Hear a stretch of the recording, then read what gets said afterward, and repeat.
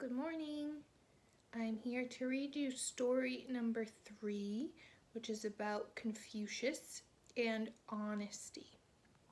And I hope to see you in a little bit on Zoom, which I've never used before, so hopefully it goes well. All right, here we go. You see that? Hello, I'm Sage. You might expect me to say, "Hoo hoo," like most owls do. But I also ask where, when, how, what, and why. I know a boy who grew to become one of the most famous people in history because he was so wonderfully honest. Who? His name was Confucius. Where? He lived in China. When? Over 2,500 years ago. How do I know it? That's easy. You can imagine me as his true voice, the voice inside Confucius that helped him listen to his best thoughts and guided him on his path. Confucius started his journey when he was not much older than you. What did he do? Well, let's find out together.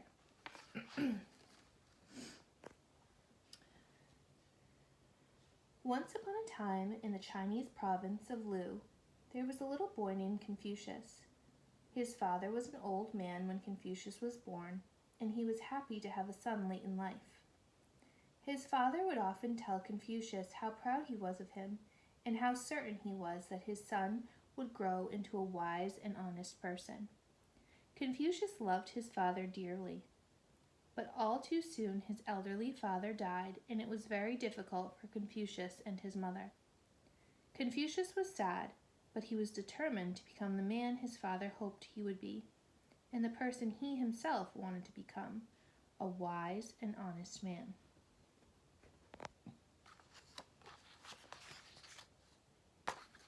This is where I, Sage, come in. Of course, Confucius couldn't really see me, but I'm a fun way to imagine him listening to that good voice inside him, his true voice.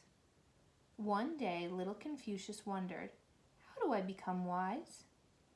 I appeared and whispered, "Hello, my name is Sage. You have already begun. Ask yourself, what is true? In truth, you will find honesty, and in honesty, you will find the best answers." Then Confucius said, "I like to read books because sometimes I find answers there." "That's good," I replied, "but not all wisdom is found in books. You can also learn much by watching and listening." And Confucius did learn by reading, watching, and listening. When the time came, Confucius got his first job tending cattle. "How do I do it, Sage?" he asked. "I've never done that before." "Ask yourself what is true," I whispered. Said Confucius. "Maybe I could find what is true by imagining how I would like to be treated if I were an animal, and then treat them in a similar way." Confucius laughed at what he imagined and realized he needed to find ways to do his job that were practical, and so he did. He took care of the cows the way he would have liked to be taken care of. The cattle grew happy and healthy and multiplied, and the owner was so pleased that he gave Confucius a new job, measuring and selling grain. On his first day selling grain to the townspeople, Confucius was given some advice from a dishonest seller. "There's no need to put a full measure of grain into the bag. No one will be aware, and you'll make more money like I do." But I whispered in Confucius's other ear, "What is true?" Confucius smiled as he listened to himself. "I would like to be treated honestly," he said, "so I will be honest with others."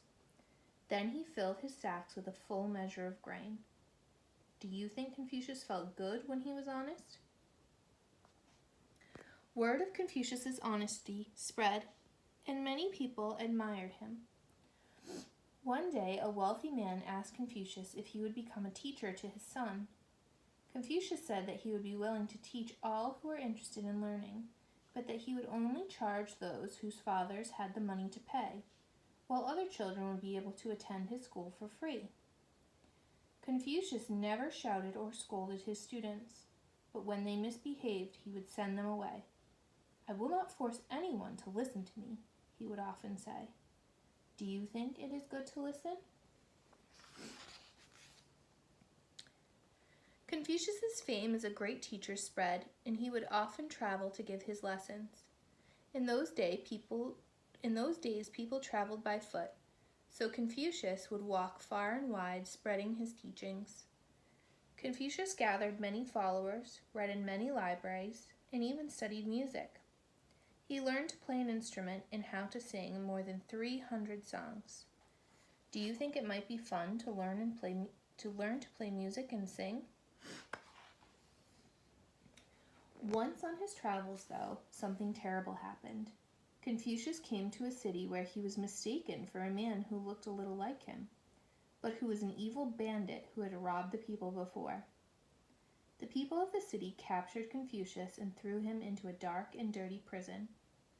"You are an honest man, Confucius, and surely they will release you," I said to him. Confucius smiled as he listened to himself. He trusted that his honesty would set him free. And it did. Confucius's reputation for honesty had spread so far that people came from all over to speak up for him. The people of the city were so impressed that they let Confucius go. "By your being honest," I said to Confucius, "others have gone out of their way to speak the truth about you." Confucius's reputation grew so large that he was called back to his home province of Lu and made governor. There he put his teachings into practice by dealing with everyone honestly. Because the government dealt with them honestly, the people of Lu became more honest with each other, and Lu became a happier place to live.